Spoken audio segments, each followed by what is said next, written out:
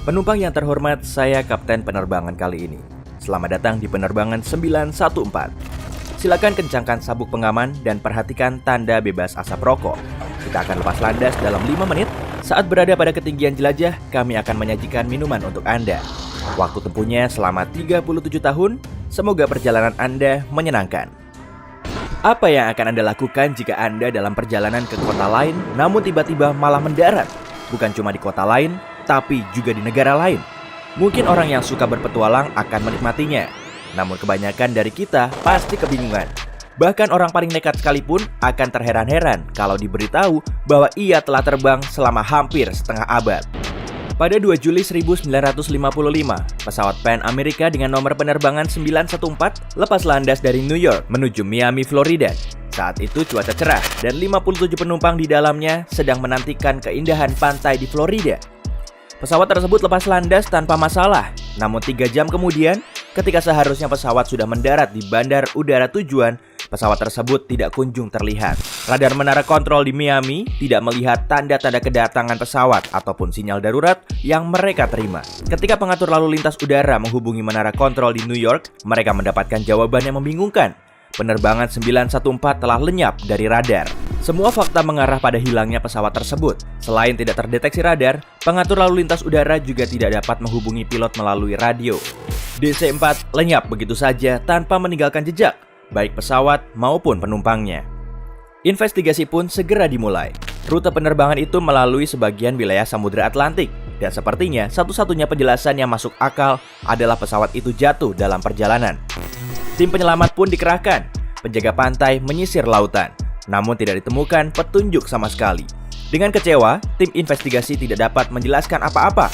61 orang, termasuk awak kabin, menghilang dalam sekejap bersama penerbangan 914. Alhasil, meskipun kasus ini tidak pernah benar-benar selesai, pesawat tersebut secara resmi dinyatakan jatuh dan tidak satu pun penumpang selamat. Meskipun ada banyak pertanyaan dari para keluarga korban, tidak ada yang bisa menjelaskan apa yang sebenarnya terjadi pada penerbangan 914 hingga setidaknya 37 tahun kemudian. Kisah berlanjut pada 9 September 1992 di Caracas, Venezuela. Juan de la Corte, pengatur lalu lintas udara di Bandar Udara Caracas, mengawali harinya seperti biasa. Juan kembali bekerja, membuat segelas kopi, lalu kembali mengawasi pesawat di meja kerjanya. Saat ia sedang memberikan arahan pada satu penerbangan, sesuatu yang aneh terjadi. Tiba-tiba ia melihat sebuah titik pesawat muncul entah dari mana di radar pemantau, seperti keluar dari persembunyian. Ini adalah hal yang tidak biasa terjadi di penerbangan sipil. De la Corte kemudian melakukan pengecekan beberapa kali dan berpikir pasti ada kesalahan. Tidak mungkin salah. Pengecekannya sudah benar. Dan akhirnya De la Corte beserta rekannya menyaksikan pesawat itu secara langsung. Dalam waktu kurang dari 10 menit pesawat tersebut semakin terlihat jelas. Awalnya pesawat terlihat biasa saja, namun semakin dekat, semakin jelas bahwa itu adalah pesawat tua. Pesawat penumpang DC-4 McDonnell Douglas masih menggunakan baling-baling dan bukan menggunakan turbin modern. Pesawat seperti itu memang masih ada, tapi pasti sudah usang dan sebagian besar telah diganti dengan yang lebih baru. Tapi itu bukanlah awal dari keanehan. Yang paling mengherankan adalah ketika sang pilot pesawat misterius menghubungi menara lalu lintas dan bertanya dalam bahasa Inggris, "Kami di mana?" Sebagai petugas, Juan de la Corte menjawab bahwa mereka sedang berada di dekat Bandar Udara Caracas dan langsung menanyakan tujuan penerbangan tersebut. Hening beberapa saat sebelum pilot menjawab, "Kami Pan Am 914 terbang dari New York menuju Miami, Florida dengan 4 orang awak kabin dan 57 penumpang." Menara kontrol benar-benar kecolongan. Apa yang dilakukan Pan Am dengan nomor penerbangan tersebut hingga melenceng 1100 km dari titik tujuan? Dan bagaimana bisa pesawat itu tiba-tiba berada di Caracas? De la Corte kemudian dengan cepat menanyakan beberapa pertanyaan lagi kepada pilot. Dan apa yang ia dengar selanjutnya membuatnya kebingungan. Pilot itu berkata bahwa pesawat mereka dijadwalkan mendarat di Bandar Udara Miami pukul 9.55 tanggal 2 Juli 1955. Giliran seisi menara terdiam.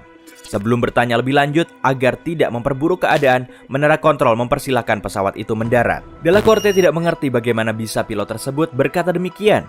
Mungkin dia pikir pilot itu sudah gila. Tetapi tidak mungkin salah.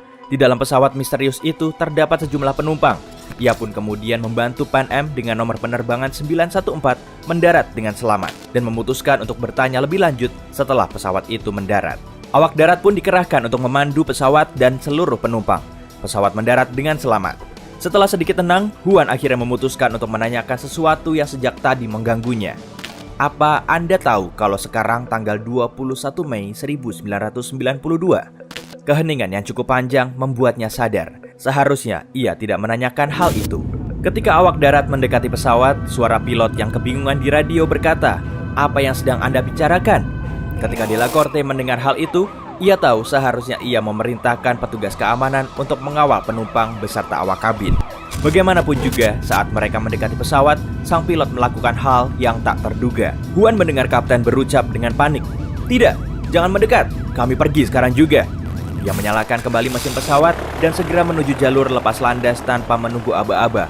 Huan berusaha untuk mencegahnya melalui radio, mengatakan bahwa dirinya dapat membahayakan keadaan, tetapi sang pilot tidak merespons. Dia tetap mengendalikan pesawatnya menuju jalur lepas landas, menaikkan kecepatan dan mengudara. Untuk beberapa saat, pesawat tersebut masih terlihat di udara. Segera setelahnya, pesawat terpantau oleh radar, lalu lenyap kembali. Tidak ada kata yang dapat menggambarkan keterkejutan Huan dan rekan-rekannya di menara kontrol. Mereka baru saja melihat pesawat tua yang muncul entah dari mana.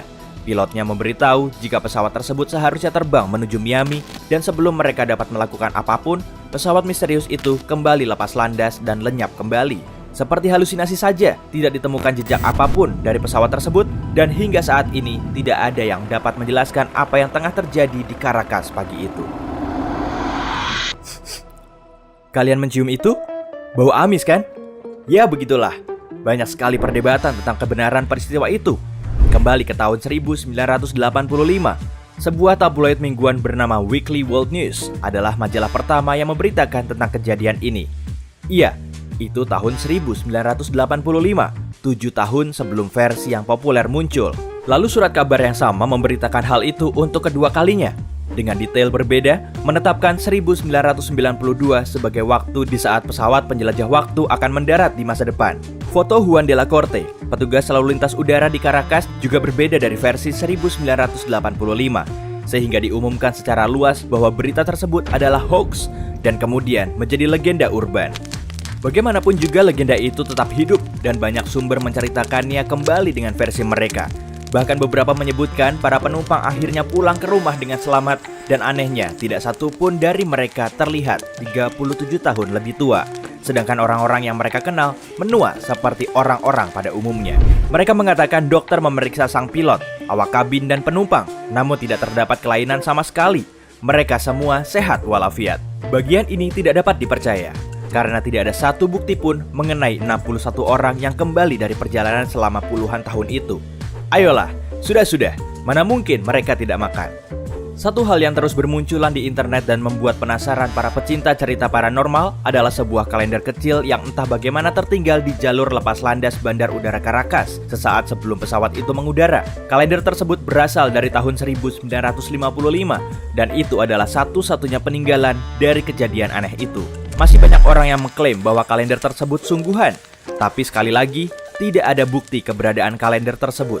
Ya, siapa tahu ini memang hanya legenda urban, atau bisa jadi ini adalah upaya konspirasi untuk menutupi fakta bahwa perjalanan lintas waktu itu mungkin dilakukan. Kita tidak tahu pasti. Ting ting. Bagaimana menurut Anda? Apakah penerbangan 914 tersesat di lorong waktu selama 37 tahun? Atau itu cuma hoax? Beritahu di kolom komentar. Jika Anda belajar hal baru hari ini, klik suka di video ini, lalu bagikan pada teman-teman Anda. Tapi, hey, jangan kemana-mana dulu. Kami punya lebih dari 2000 video keren untuk Anda. Yang perlu Anda lakukan adalah pilih video di sebelah kiri atau kanan layar, klik lalu tonton. Tetap di sisi terang kehidupan bersama Brightside.